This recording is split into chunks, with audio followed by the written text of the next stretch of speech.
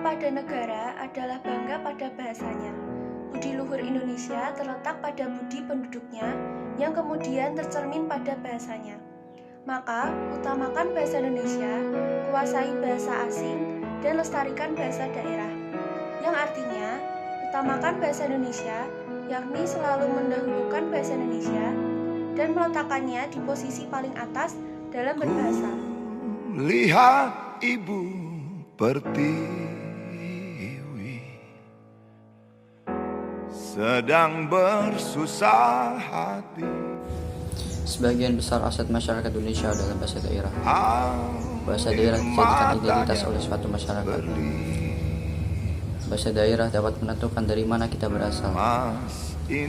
Membudayakan bahasa daerah bukan hanya sebagai kewajiban, melainkan itu adalah suatu keharusan dan menjadikan sebuah kebiasaan oleh diri kita. Lestarikanlah bahasa daerah. Simpanan kekayaan. Kesadaran berbahasa harus dimiliki oleh seluruh warga Indonesia.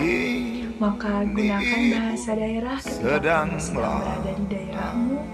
Gunakan bahasa asing ketika kamu sedang berada di luar negeri atau tengah memiliki kepentingan yang harus melibatkan bahasa asing.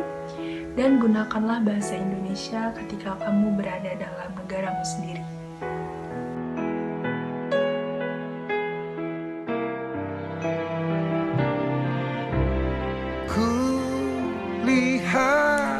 Lalu pada zaman ini penggunaan bahasa asing sangat penting dilakukan karena mengingat kondisi dunia yang semakin kritis dan hubungan pertemanan serta hubungan kerja dari berbagai tempat akan semakin mudah diakses jika kita memiliki kemampuan berbahasa asing.